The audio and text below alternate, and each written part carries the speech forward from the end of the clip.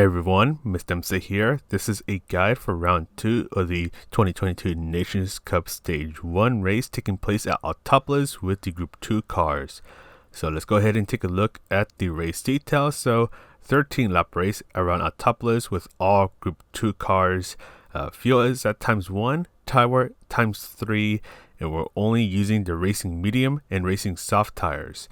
Interestingly, there are no tire requirements and no mandatory pit stops. BOP is on and tuning is disabled. Autopolis is a handling track, so the Honda RAYBRIG NSX, the newer one that is going to be the go-to car for this race. But anyways, bring yourself towards the left side of the track and you're braking just before the grandstand on the left end. So you go at 100% braking power for a short moment, ease off of the brakes as you're turning in. You can let the car coast for a moment, so no braking nor throttle input, so the car can turn in a bit more, and then get on the throttle. You want to try to exit the first turn on 3rd gear. Then brake before the 50-meter board or before the curb on the left starts. Quick burst of braking, lots of throttle, and a little bit of braking control needed through the next couple of turns. Bring yourself towards the middle of the track and brake before the curb on the right ends. Try to hug the inside of the turn, get the car straightened up, but make sure you exit this turn on 2nd gear. Bring yourself towards the right. When the curb on the right ends, that's when you turn in and do some throttle control to bring yourself closer towards the apex of this long left turn. You want to try to exit that turn on 4th gear, bring yourself towards the right side of the track.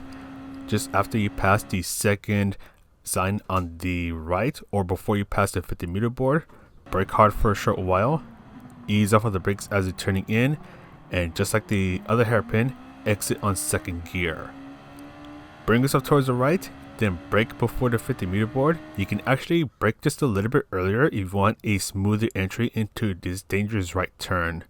You're using around 50% braking power for a very short moment, and then you're doing lots of throttle control, a little bit of braking if you need to.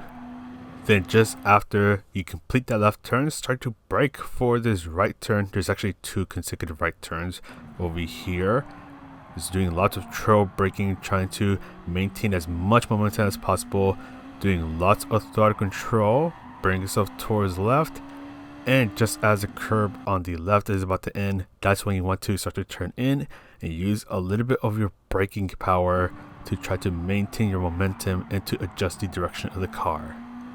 But that is pretty much it for the lap guide. Let's go ahead and take a look at the strategies because oh my goodness.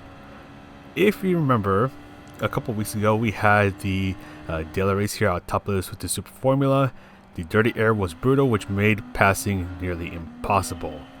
And then if you remember the Toyota Cup race the other week with the Toyota Supra, where down was a very painful 0 stop where you had to do a lot of tire management. Get those 2 races combining together and you get this. So this is unfortunately going to be a painful 0 stop on the racing soft tires.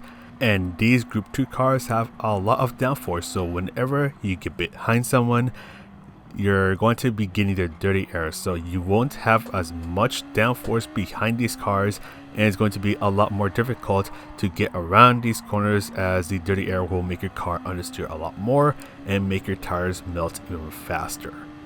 And it also doesn't help that Autopolis only has like 1 or 2 good passing zones, which is basically the hairpin we just went through in the main street.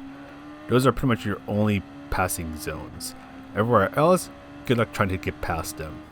But anyway, so we're looking at the 0 stop on the racing soft tires, and even though the tire wear is at a quote-unquote low ×3, the racing soft tires don't exactly last as long as they used to in Gran Turismo Sport.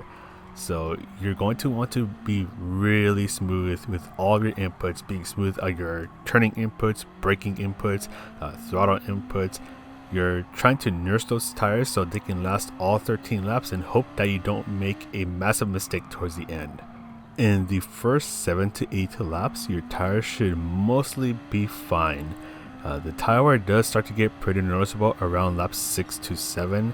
Lap 7 being the average time where you're going to be around 1 second off your fastest lap. Around laps 9 and on, that's when you want to start to be a lot more careful with how you're driving your car, because at that point, that's where the tires are really starting to wear out, and that's where you can easily start to make mistakes if you're not careful enough. So skipping over towards the end of lap 9, you can actually see my lap times on the right side of the screen. So I start off with 135s, then eventually went over to 136s. Now I'm starting to do 137s from laps 8 and on, but the tire wear is starting to get pretty nasty, so I'm eventually going to be making my way into the 138s and the 139s. And once again, if you're under someone's dirty air, it's going to make your tire wear even worse, because the dirty air in this game makes you understeer a heck of a lot more. And yeah, you basically just need to be really careful about how you drive your car during the entire race if you're doing the zero stop on the racing soft tires. At the end of this race, somehow surviving all 13 laps, I'm going to end up getting a 21 minutes and 3 seconds total time. So this is the baseline that we're going to compare the one stop with and the zero stop on the racing medium tires. So let's actually go on over to the one stop. So this is where we do 2 nearly even stints on the racing soft tires. Don't forget, there are no tire requirements. So if you're doing a one stop, you just go from one set of racing soft tires to another set of racing soft tires. So we're going to go on over to the pit stop in a moment, pitting at the end of lap 7. Make sure you slow down before you enter the pit stop, carefully navigating your way through the little chicanes so you don't cross the white lines and pick up a 3-second penalty along the way. But anyways, we're going to go ahead and switch on over to the racing soft tires. We're going to go ahead, get the tires changed, and fuel is not an issue at all, so please do not refuel. However, the problem with pitting is that you're losing about 20 seconds in the pit stops, and that's just for a tire change, so yeah, you're losing a lot of momentum there. And while yes, your car is going to be performing well again, going back into the 35-second lap times until the tires start to wear out, it's not going to be enough to catch up to any zero stoppers on the racing soft tires, unless if they catastrophically mess up. And there's also the issue of the dirty air, so whenever you catch up to someone, even if they're zero stopping on really worn soft tires, or if they're just going really slow, good luck trying to get past someone, because the dirty air is going to hold you back, and it's going to just make it a lot more difficult to get past them. Even worse if you encounter someone in the third sector, so from the second hairpin towards the start finish line. As this part right here, which is basically the third sector, it's super technical. You need all the downforce you can get, and with the dirty air, it just makes things a lot more difficult to get past someone, or even just to keep up with them, because the dirty air just pushes you back.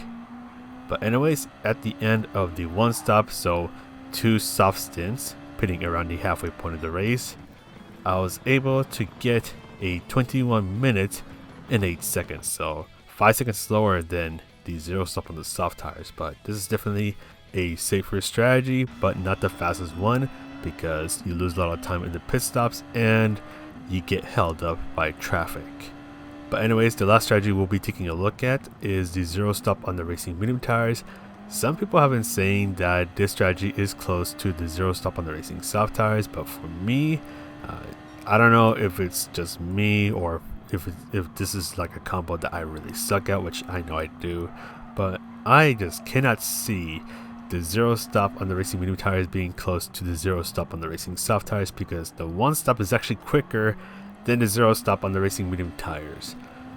Again, this could be just me, but this is something that I've just noticed, and I've done a couple runs already to try to verify this, and still the one stop was faster than the zero stop for me.